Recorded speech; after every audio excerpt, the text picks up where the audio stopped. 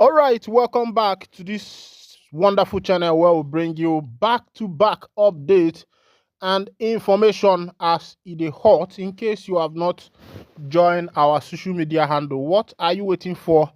Kindly go ahead and subscribe, like, comment, and share. And also remember to all your notification buttons so that whenever our news drop, you go be the first. We'll collect them. Let's go down to the news proper as it dey hot. So today's edition, I'm going to bring you my information one by one. Please pay attention, even though there are some people who actually don't really like me because of how I bring out matters and the rest of them. But I will tell you that maybe you have not sat down to actually listen to my news from beginning to end. But I say shout out to all our subscribers, shout out to you, those in diaspora and everywhere. Recently, the trending update is the arrest of the Prime Minister of the Biafra Republic, government in exile, Mazi Simon Ekpa Joko Hamadike II of Ndigbo. And I want to make it clear to you that arresting Simon Epka could be the biggest mistake of the Finnish government and also the biggest mistake of the Nigerian government. Why do I say this? Pay rapt attention as I will be bringing out my points one by one. Why the arrest of Simon Epka might be the greatest mistake of the Finnish and also the greatest mistake of the NIG. First of all, remember the matter of Nelson Mandela, who was sometime captured because he was fighting for his people. Yes, South Africa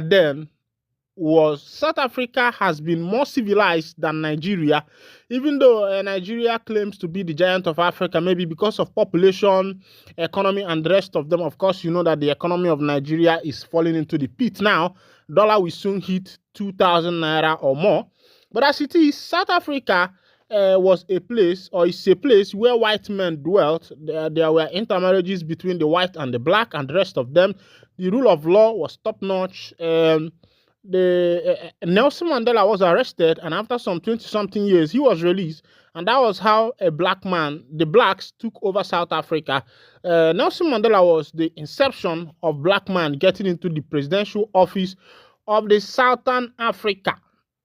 Now, there is something playing out that some people might not see. Of course, a lot of people might be seeing the arrest of Simon Ekpa, but if we should look through the spectacle of freedom, through the spectacle of referendum, through the spectacle of independence, you will find out that every nation that have ever gone for their independence, somehow, one way or the other, suffered this particular tragedy of the pioneer, the head, the spearhead of that movement being arrested. We saw what happened to Mazi Nnamdi Kanu also. But you cannot compare what is happening in Finland to what is happening in Nigeria. Of course, somehow, Nigeria, 80% is somehow lawless. Why would I say that? Is because if you live in Nigeria, you understand. Maybe those who are in diaspora, those who are born abroad, they might be telling you a lot of things. You will see disbursement of a yearly budget. You think they are using that money for anything. They are not using that money for anything. They are just using it to buy their SUV. The roads are bad. The chief judge that is in office is not the merited one. They are picked by the government or by the presidency, the person they know that will stand by them and defend them. So somehow NIG is somehow a lawless country. So if you expect justice in the law courts of NIG, on the corridors of the law court of NIG, I think you are making a big mistake. Now, somebody might say, okay, yes, Mazi Nnamdi Kanu was first to be arrested and nothing has happened. Has freedom come? And now they have taken Simon Ekpa to detention. Simon Ekpa is in Finland. And the judgment of Finland cannot be compared with that of Africa, because in the European countries, we have equity, we have justice, we have rule of law. Justice is being given without prejudice, when the judge is judging, he judges without prejudice, because the judge knows that whatever be an offense or or whatever be a loophole that comes from his or her end, I think that will become the end of that judge or that particular lawyer who preceded over that particular judgment. So over there in the West, in the Europe, people tend to do things the right way. That's why you see that they can even find maybe a senator for violating traffic rule, as common as traffic rule. Even if you're a senator or anybody, as long as you violate any law in the UK, they will come after you for it. You will not say that immunity covers you. But here in Nigeria, you find that even a common local government chairman, PA to the governor, these people, they see them with their SUV, see them blowing their siren, see them violating traffic rule and the rest of them, which is not supposed to be so. Now, I will say, why would I say that this is the greatest mistake by the Finnish and by the energy government? Of course, you know that the plot that brought about the arrest of Mazi Simon Epka came from NIG. And I will tell you that in NIG, they may think that this will be the end of Simon Epka, or this will be the end of the movement of Biafra liberation movement, or the end of the Biafra Republic government in exile. But I will tell you categorically that this is the beginning, and this is the beginning of nemesis of the NIG, because now Simon Epka has been arrested. Of course, remember the other time that he went to about 3 congressmen in the United States trying to register the case of the indigenous people of the case of the Biafrans, letting the US know that some people like this, they exist.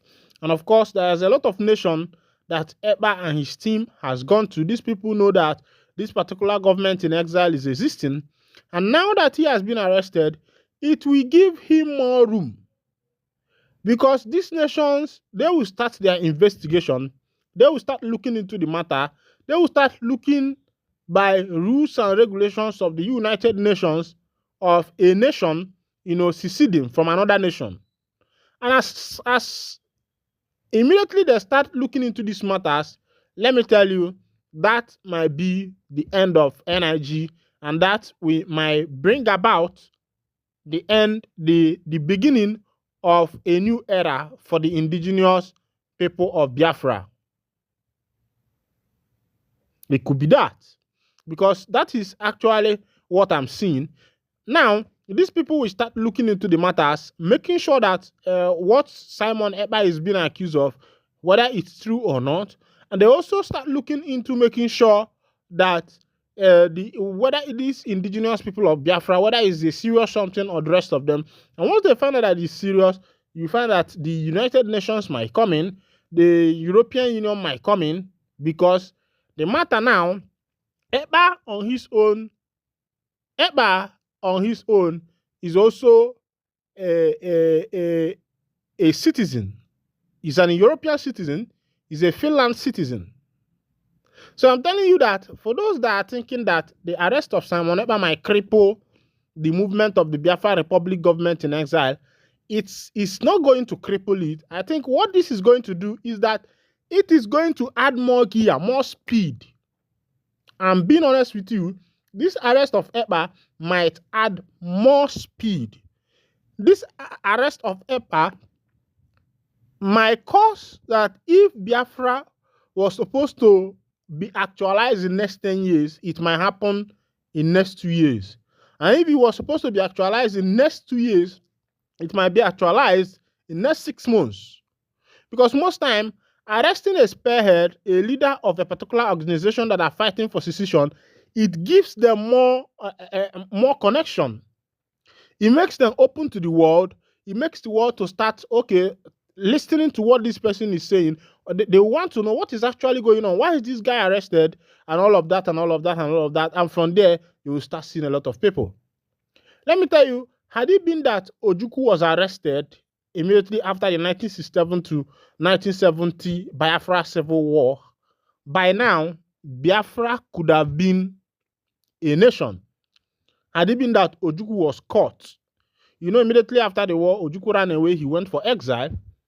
Had it been that he was caught, by now, Biafra could have been a nation of its own. Meanwhile, on another info, let's go. They say 3 die as Anambra revenue collector mob engaged in bloody clash at Onitsha. It don't shell.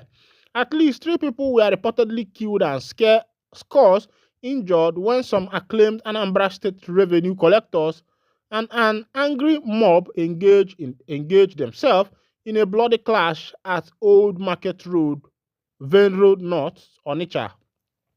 It was gathered that the problem started when a tipper was being pursued by the revenue officials, and in the process, the driver lost control and ran into a pedestrian and crushed him to death. In anger, the onlookers, who were mostly youth, mobilized themselves as mob and attacked the officials with clubs, stones, sticks, pebbles, among others, and 2 were reportedly killed in the fray.